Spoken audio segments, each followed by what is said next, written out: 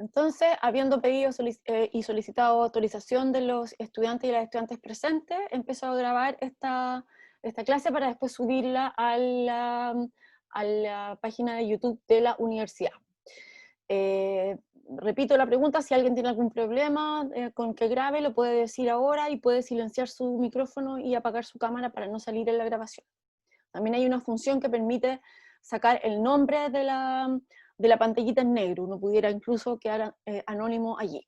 Así que el que no desea aparecer de ninguna manera puede usar esa alternativa también. ¿Hay alguna objeción? ¿No?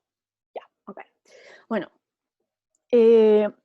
recuerden que lo que vamos a revisar en esta parte de la clase serán dos cosas. Vamos a revisar el tema de los vínculos y vamos a revisar el tema del cambio. Esas dos grandes temáticas vamos a revisar en estas clases que tenemos antes de que termine este mini semestre.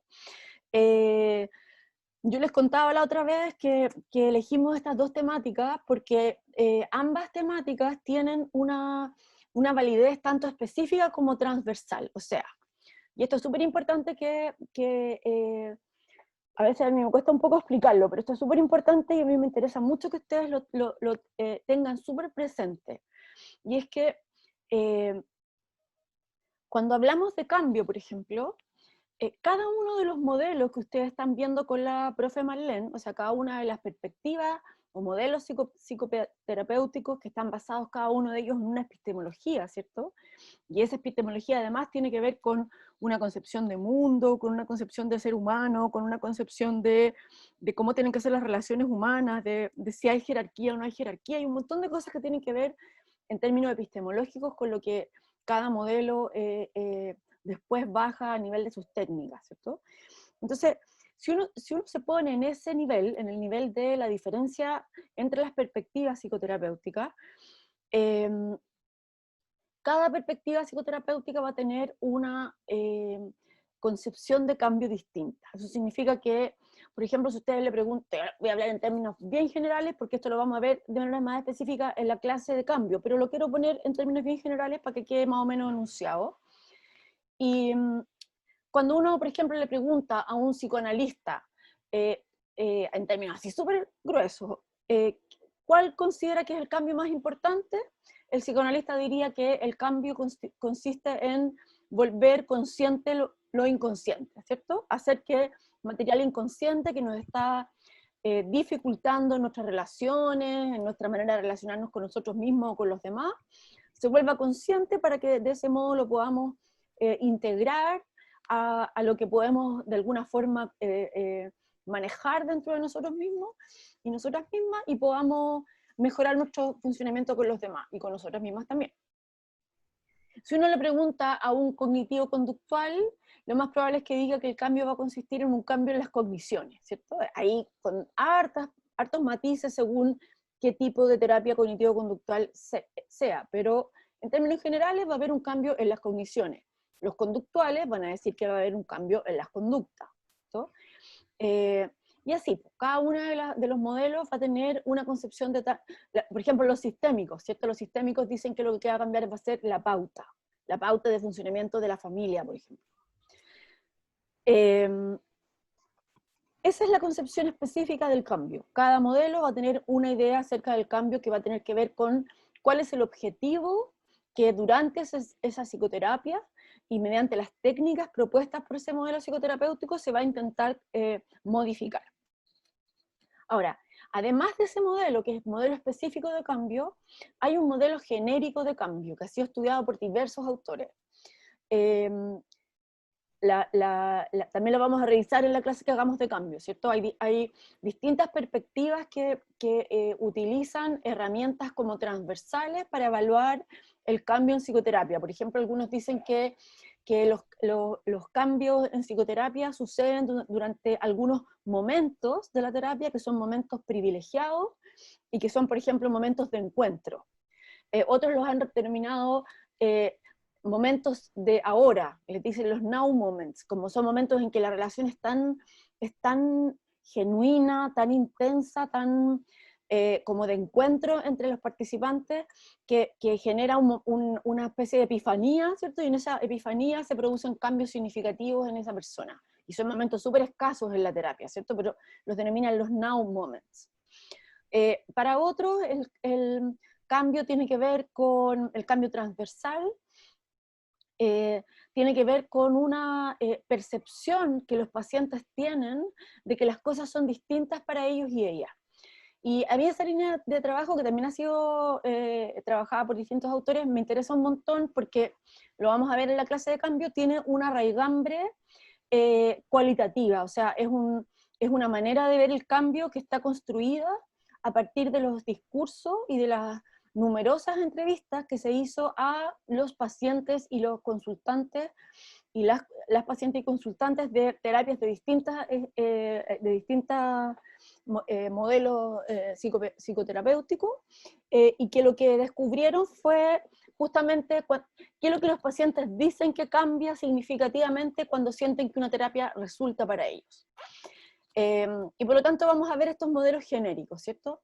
¿Por qué vamos a ver el cambio? Porque hay dos cosas que son súper importantes. La primera es que es súper importante para uno como terapeuta, para una como terapeuta, el poder irse dando cuenta cuando está generando pequeños pasos o pequeñas modificaciones en el problema del paciente.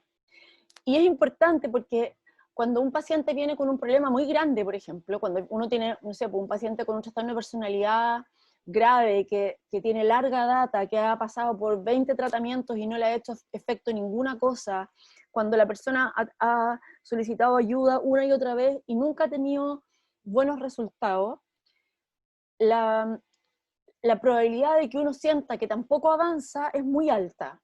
Entonces, a menos que uno pueda ir operacionalizando los cambios en pequeños pasos, es muy desesperanzador para el terapeuta. Y una de las cosas que los terapeutas tenemos que conservar, por sobre todas las demás, yo diría, es la esperanza en el cambio, ¿cierto? Si los terapeutas perdemos la esperanza en el cambio, se pierde todo el sentido del trabajo que hacemos.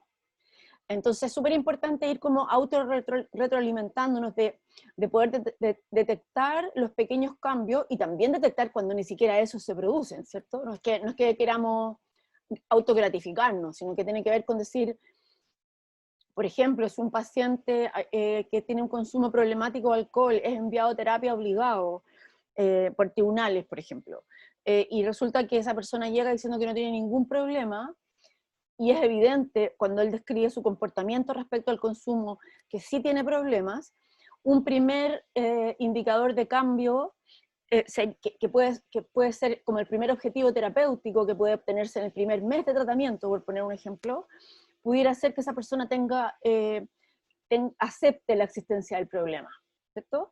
Eso que parece, es como, bueno, pero recién partimos, o sea, recién la persona aceptó que tenía un problema, todavía ni siquiera empezamos a trabajarlo. Bueno, eso es un indicador de cambio. Los pacientes mismos, los consultantes mismos señalan que cuando llegaron a la terapia sin conciencia del problema que tenían, el poder darse cuenta que tenían un problema fue un primer momento súper importante en sus terapias.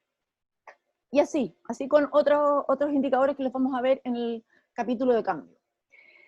Y el primer capítulo que vamos a ver, que es el capítulo de vínculo, y voy a conectar el PowerPoint ahora en un segundo, pero en términos generales, ¿por qué vínculo? Porque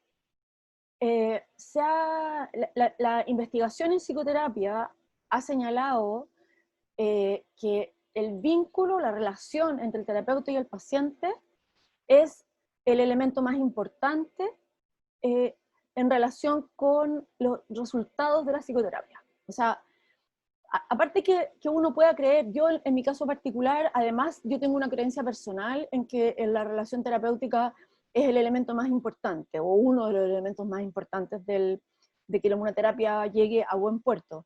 Pero además de eso, y esto es importante porque nosotros estamos trabajando en un campo que también tiene relación con la ciencia, ¿cierto? Nosotros no estamos estudiando religión, sino que estamos estudiando una asignatura que forma parte de las ciencias sociales y que por lo tanto acude a la metodología de las ciencias sociales para obtener evidencia para poder ser aplicada con seguridad y con responsabilidad.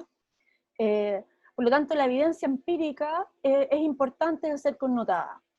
Y en ese sentido, los metaanálisis que se realizan, lo vamos a ver en el PowerPoint, en relación con la efectividad de la psicoterapia, señalan que la relación terapéutica es uno de los elementos más importantes.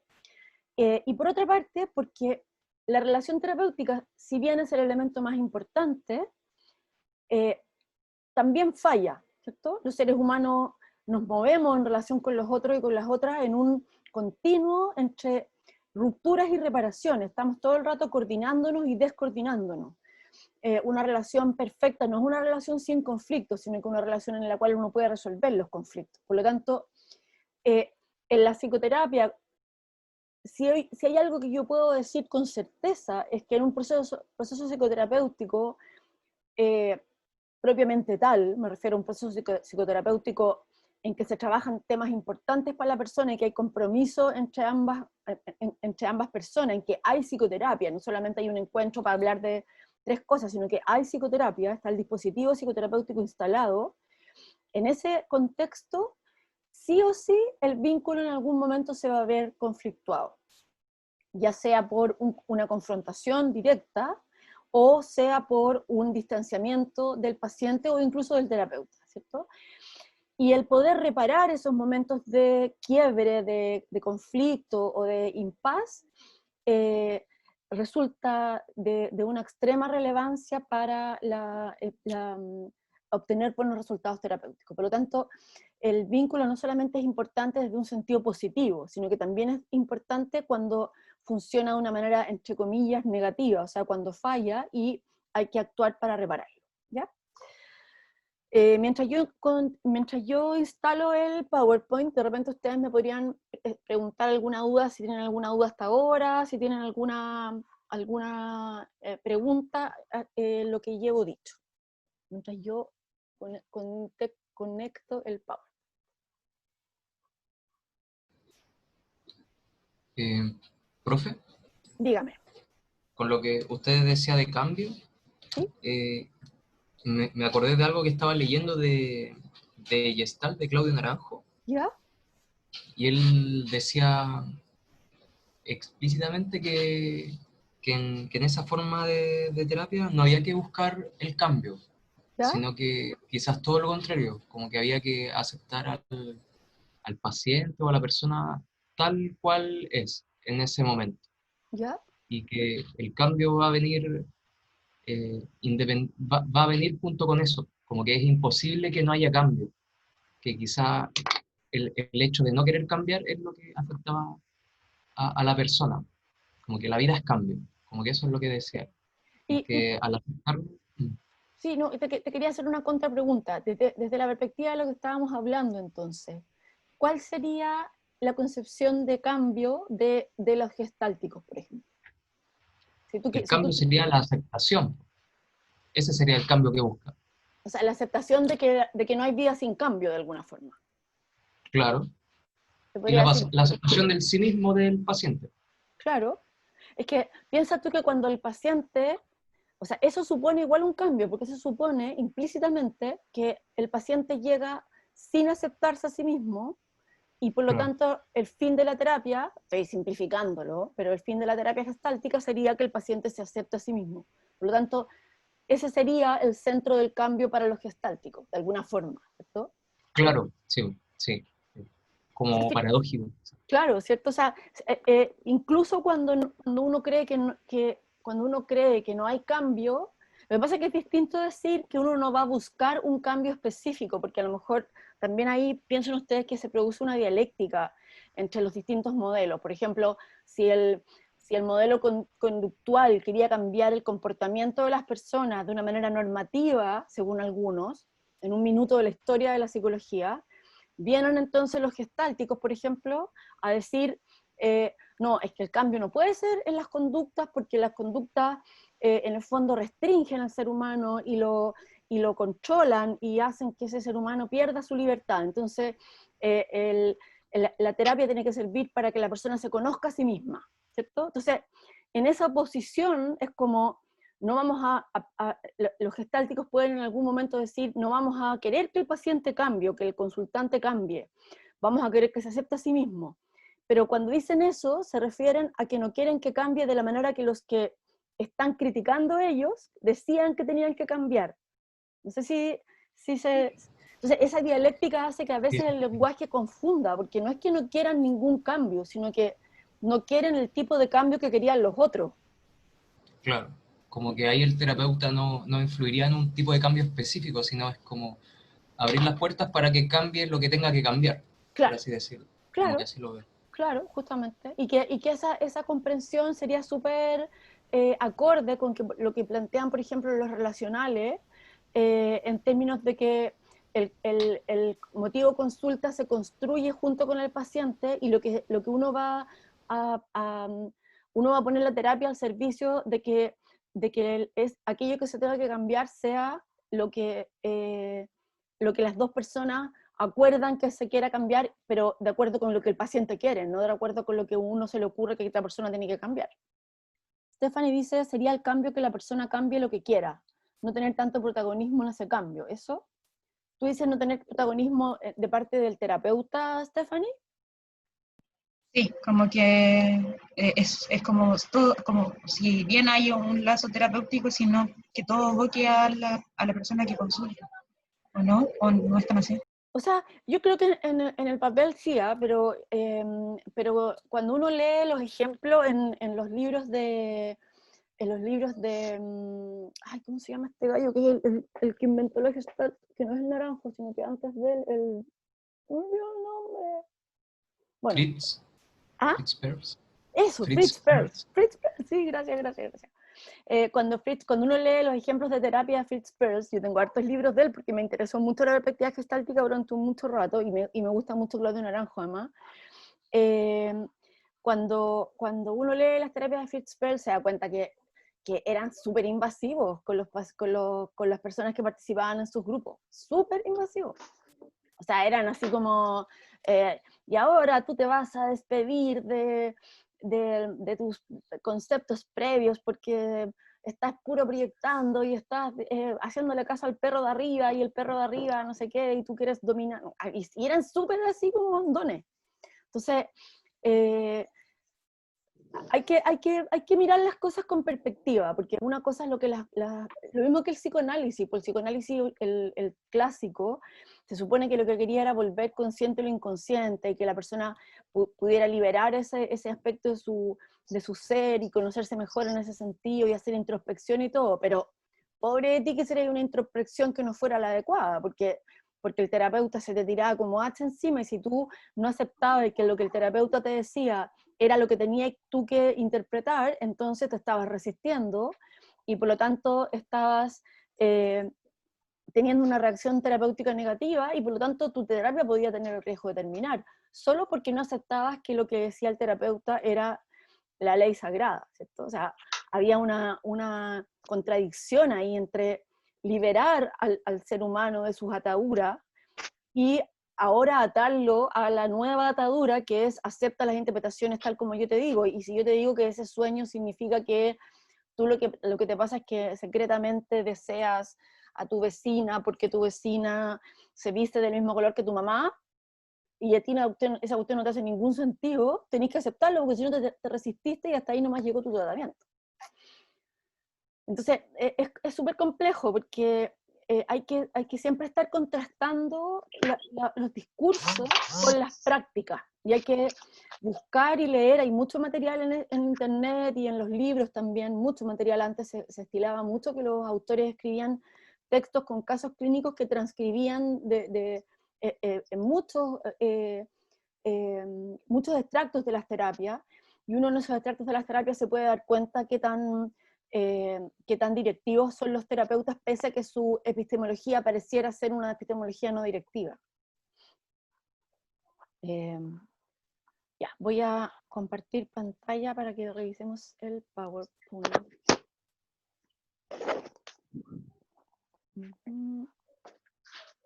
¿Cómo está?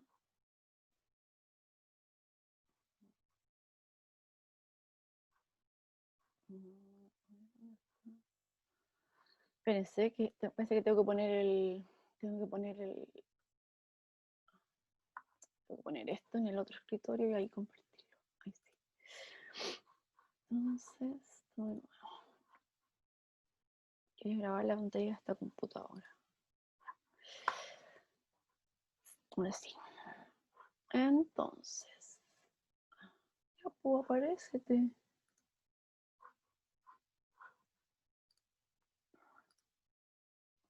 Las terapias gestálticas suelen ser breves. A ver, espérense. Esperen, que estoy acá. Creo que este es. Dice,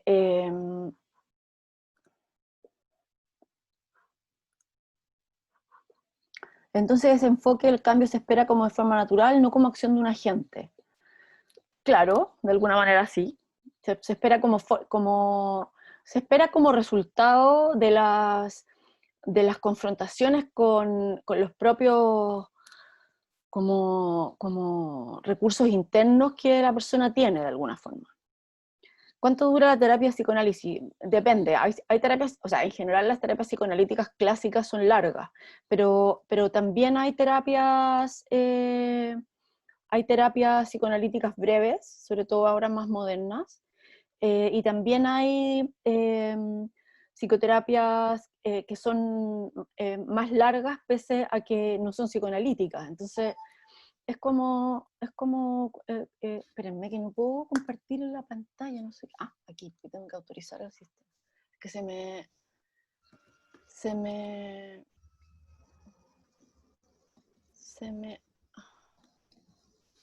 Espérense, chicos, voy a finalizar la reunión, entro al tiro de nuevo, es que si no, no puedo compartir pantalla. Espérenme un segundo. Ustedes quédense ahí, yo voy a entrar de nuevo a la sesión.